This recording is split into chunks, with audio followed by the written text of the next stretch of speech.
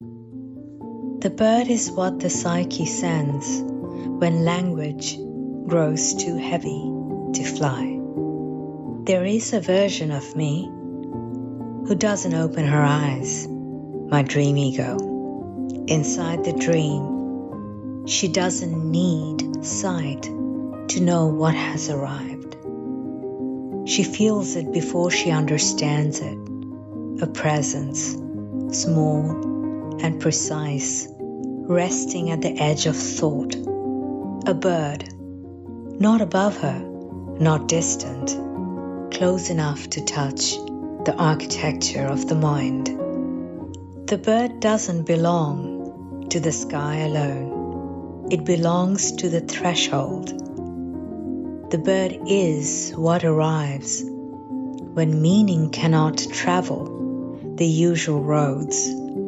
It carries something too subtle for language, too exact for explanation. And so the dream ego does the only thing she can. She softens, she closes her eyes to feel more completely what is already there. Birds are classical messengers. In Greek myth, birds serve gods like Hermes. In Norse myth, Odin has ravens carrying thought and memory.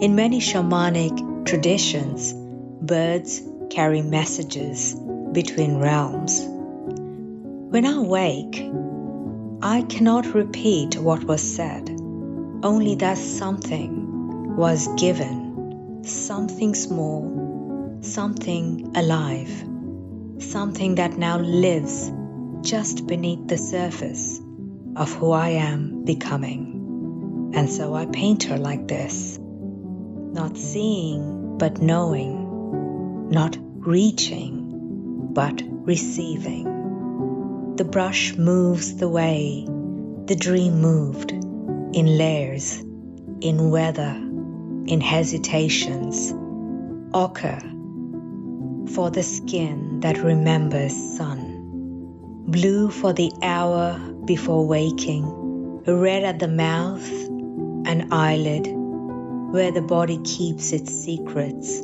a pain the moment the boundary dissolves.